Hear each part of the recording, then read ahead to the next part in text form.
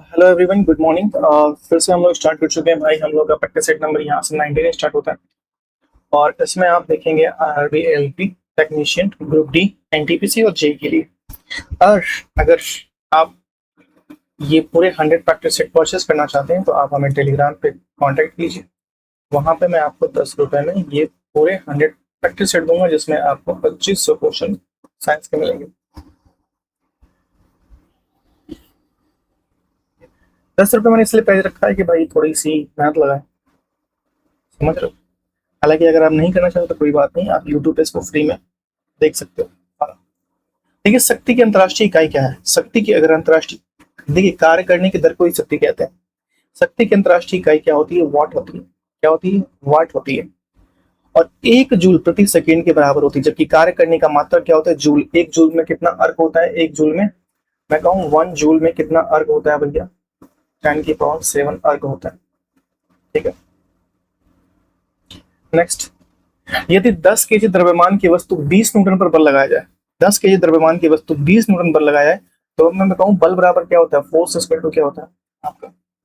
M into ए होता है third acceleration. तो आपका कह रहा है कि 10 केजी द्रव्यमान, आपका ए एक्सेलरेशन निकाल, थर्ड से पूछा एक्सेलरेशन आपको निकालना है, तो आपको एफ इक्वल टू क्या होना चाहिए? एम, ये निकालना है। तो आपका ए बराबर यहाँ पे एफ दिया हुआ है, एम एफ दिया हुआ क्या है? 20 दिया हुआ है। आपका एम कितना है? एम आपका 10 है। कितना आ जाएगा? कितना आ जाएगा? 2 मीटर पर सेकंड स्क्वायर। कहाँ है? ऑप्शन नंबर डी, 2 मीटर पर second square. Next point number आपको बताना है। ठीक, कह रहा है कि अनुप्रस्थ तरंगे क्या है? अनुप्रस्थ तरंगे क्या है? देखिए, अनुदैर्ध्य तरंगे बता देता हूँ। अनुदैर्ध्य तरंगे जब माध्यम के कट, अनुदैर्ध्य तरंगे जब माध्यम के कट तरंग संचरण की दिशा में समांतर कंपन करे तो उसे अनुदैर्ध्य तरंग कहते हैं। ठीक है, अनुप्रस्थ तरंगे किसे कहते हैं? जब माध्यम में कण तरंग के संचरण की दिशा के लंबवत कंपन करे, समांतर करे तो अनुदैर्ध्य है, और अगर लंबवत कंपन करे तो वो अनुप्रस्थ है। लंबवत कंपन करे तो अनुप्रस्थ है। क्या भैया? अगर लंबवत कंपन कर रही है तो वो क्या है? अनुप्रस्थ है।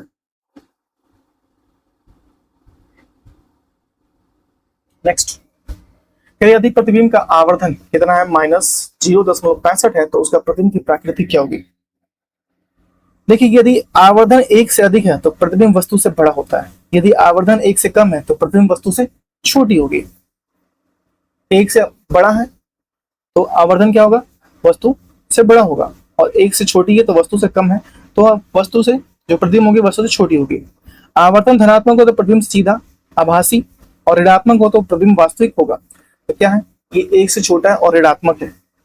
ठीक है, तो उससे अतः यदि किसी प्रतिबिंब का आवर्धन 0 दशमलव कितना है?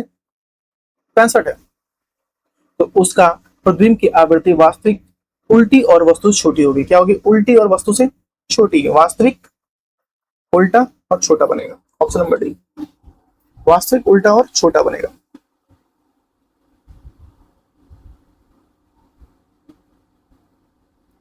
नेक्स्ट,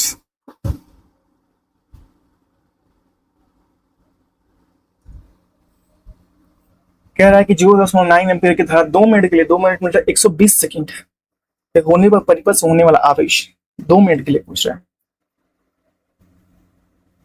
तो आपको क्या करना पड़ेगा भैया? आपका क्यू बराबर, मैं कहूं तो क्यू बराबर आपका होता है आई इंटू टी, आई इंटू टी।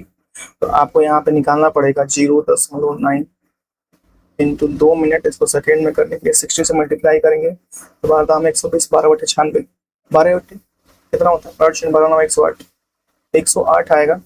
108, 108 गुलाम, गुलाम कहीं है? 108। कह रहे वी और आई का अनुपात चालक का क्या कहलाता है? वी और आई का अनुपात चालक का क्या कहलाता है? क्या कहलाता है? प्रतिरोध कहलाता है भैया। आर रेजिस्टेंस कहलाता है। आर बराबर क्या होता है? आर बराबर वी अपॉन आई होता है। वी अपॉन आई होता है।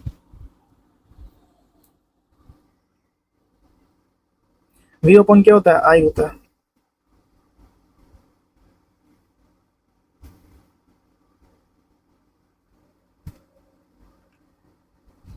नेक्स्ट,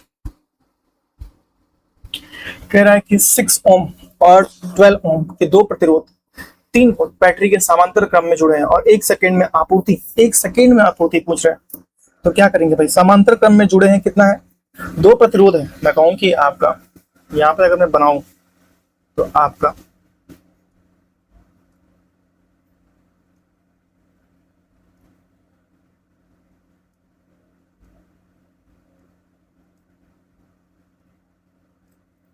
यहाँ पे 2 प्रतिरोध जुड़े हुए हैं। ये कितना है भैया, ये 6 वोल्ट का है, 6 ओम का है, और ये कितना है भैया, 12 ओम का है, ये 12 ओम का है, ठीक है। और यहाँ पे क्या 3 वोल्ट की बैटरी समांतर से जुड़े हैं, यहाँ पे क्या 3 वोल्ट की बैटरी समांतर से जुड़े हुए हैं, बस यही है। तो आपका रेजिस्टेंस होता है 1/R होता है, 1/R। यहाँ पे है 1/6 इंटू 1/12। आप इसको करेंगे तो कितना हो जाएगा, 12/6 12 72 और 12/6 18। देखिए 18/72, ठीक है, 18 18 18 72, 1/4, 1/4, 1/4 को अगर आप पॉइंट में लाएंगे कितना, 4 ओम, 4 ओम। फिर क्या कह रहा है कि 1 सेकेंड में 1/4 मतलब कितना जाएगा, ये 3/4, 3/4, 3/4 अगर इसको हम लेके आएंगे तो कितना हो जाएगा, ये इसको डिवाइड करेंगे तो ये 0.75 एम्पियर। तो 1 सेकेंड में बैटरी द्वारा परिवर्तन की आपूर्ति, 1 सेकेंड में यहाँ पे जूल लाएंगे तो E बराबर आपका क्या हो जाएगा, 3 इंटू 0.75 इंटू 1। 3 कहाँ से लेके आए भैया, ये वोल्ट, ठीक है, 1 सेकेंड कितना आ जाएगा, कितना 150 और 75, 225 क्या आएगा, जूल आएगा, 225 जूल आएगा। और ये हाथ से मैंने किया तो इसके लिए कुछ ऐसा नहीं कहेंगे, 225 जूल।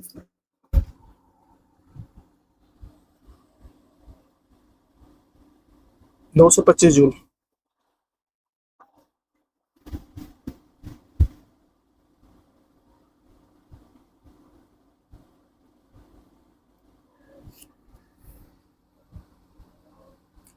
बाइफोकल लेंस का आविष्कार किसने किया था, क्वेश्चन नंबर 8। बाइफोकल लेंस, दो विशिष्ट ऑप्टिकल क्षमता वाले लेंस होते हैं बाइफोकल लेंस, इनके संयोजन से बनाया जाता है। बाइफोकल लेंस का प्रयोग आमतौर पर जरा दृष्टि दोष, जिनको दोनों दृष्टि दोष होती है उनके, और ये किया था बेंजामिन फ्रैंकलिन ने किया था इसका आविष्कार। मकड़ियों का अध्ययन oncology, anthropology, apiology, psychology. Oncology के अंतर्गत किया था मकड़ियों का अध्ययन। एंथ्रोपोलॉजी के मानव संस्कृति और सभ्यता का अंतर जो इतिहास में होते हैं, जो अभी हो रहे हैं, मानव की सभ्यता या रहने सहन की व्यवस्था देखते हैं। एपिकोलॉजी में मधुमक्खियों का अध्ययन कहता है, एपिकोलॉजी में मधुमक्खियों का, साइनोलॉजी में कुत्तों का अध्ययन, साइनोलॉजी में कुत्तों का अध्ययन। नेक्स्ट,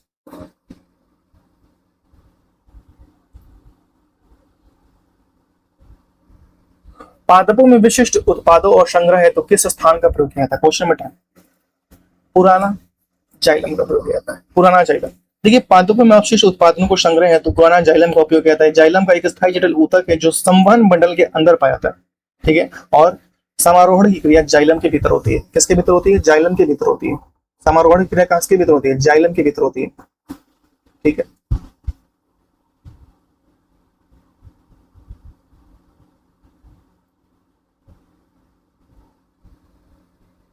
मेंडल ने अपने आनुवांशिकी प्रयोग के लिए किस पौधे का प्रयोग किया था, गुलाब का, लिली का, मिर्च का, उद्यान मटर का। दलदली फसलों की जड़ों में पाया जाने वाला नाइट्रोजन फिक्सिंग बैटरी क्या है, नाइट्रोजन फिक्सिंग बैटरी क्या है, क्वेश्चन नंबर 12।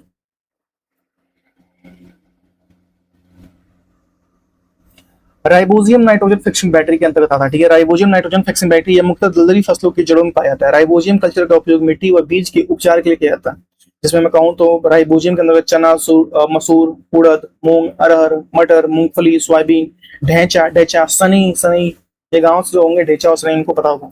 सेम, सेम जो गायों को काट के खिलाया जाता है, ठीक है, सेम, जैसे बर सेम बोलते हैं, बर सेम गायों के लिए। अन्य दलदली फसलों भी आते हैं। जंतुओं का कौन सा समूह विशेष रूप से मुक्त रूप में रहने वाले समुद्री जीव है, आर्थ्रोपोडा, एकाइनोडर्म, मोलस्का, कौन सा देंगे भाई। देखिए जंतुओं का कौन सा समूह विशेष रूप से मुक्त रूप से रहने वाले समुद्री जीव है। देखिए संघ इकाइनोडर्मेटा जंतु पूर्णतः कंप्लीटली समुद्री होते हैं। इकाइनोडर्मेटा सामान्यतः समुद्री जीव होते हैं जो समुद्र के स्थिर जल में सतह पर पाए जाते हैं। इनका शरीर तारों की तरह बेलनाकार, तरबूज या डिस्क की तरह होता है और संघ आर्थ्रोपोडा, मोलस्का और निमोटोडा के जंतु समुद्री स्वच्छ जलीय दोनों होते हैं। इकानोडर्मेटा।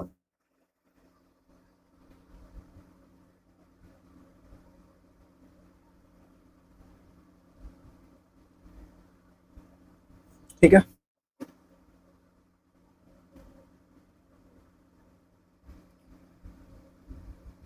मुख्य गुहिका मानव के किस तंत्र का हिस्सा है? 40 नंबर क्वेश्चन। पाचन तंत्र का हिस्सा है मुख्य गुहिका। नेक्स्ट देखते हैं 50 नंबर क्वेश्चन। मानव शरीर में सबसे छोटी रक्त वाहिका कौन कहलाती है? धमनी, कोशिकाएं। कोशिकाएं कहलाती है भाई सबसे छोटी, जिसके कि 5 से 10 माइक्रोमीटर की होती है व्यास। कोशिकाएं न्यूवेल्स धमनी के बीच रक्त पहुंचाती हैं। क्वेश्चन नंबर 16 देखिए। वॉश डिफरेंस मूत्राशय में आने वाली ट्यूब के साथ मिलकर क्या बनाती है? ये वॉश डिफरेंस जो साफ करने वाली होती है क्या करते हैं? मूत्रमार्ग।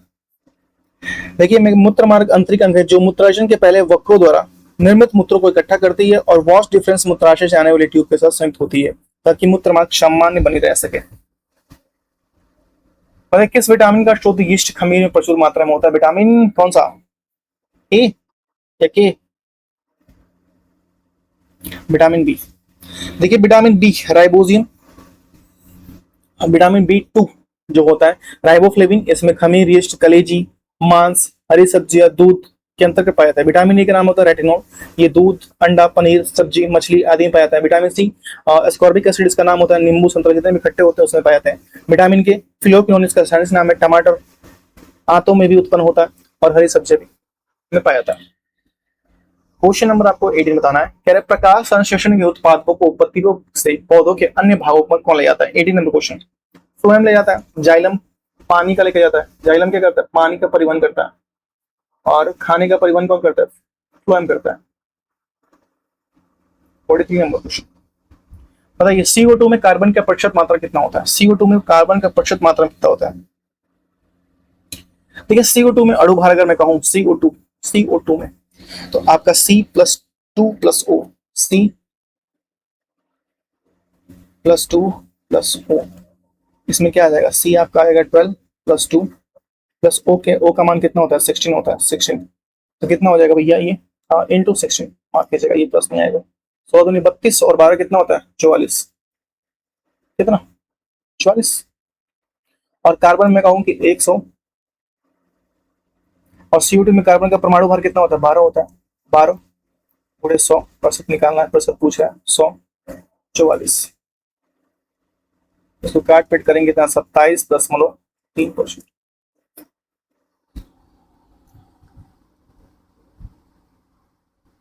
बताइए किसी विलेन में नीला लिटमस को लाल हो जाता है तो पीएच मान कितना हो सकता है? यदि किसी विलेन में नीला लिटमस लाल हो जाता है तो इसका पीएच मान कितना हो सकता है? 6 हो सकता है। अम्लीय है तभी ऐसा हो रहा है। क्वेश्चन नंबर 21 कह रहा प्याज काटते समय आंखों में जलन पैदा करने वाली यौगिक कौन है? कार्बन, नाइट्रोजन, सल्फर है। क्या है? सल्फर है भैया। प्याज काटते समय आंखों में जलन पैदा करने वाली यौगिक सल्फर है। प्राकृतिक में सल्फर मुक्त अवस्था में दोनों अवस्था में प्रचुर मात्रा में पाया जाता है। भूपटल पर सल्फर का प्रतिशत कितना होता है? 0.05% होता है। 0.0 मैं कहूं भूपटल पर 0.05%। नेक्स्ट कौन सी धातु है ठंडे पानी के साथ शीघ्रता से अभिक्रिया करती है? क्वेश्चन नंबर 12 ऐसी कौन सी धातुएं हैं जो ठंडे पानी के साथ शीघ्रता से अभिक्रिया करती हैं?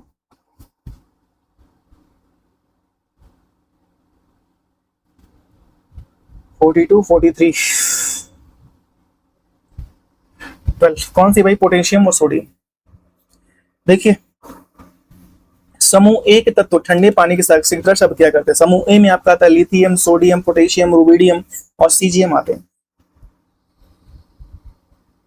मतलब ऑक्सीजन की उपस्थिति में इसको गर्म करने की क्रिया क्या कहते हैं? क्या कहते हैं? भंजन कहते हैं, रोस्टिंग। ऑक्सीजन की उपस्थिति में गर्म करने की क्रिया क्या कहते हैं? भंजन कहते हैं, भंजन।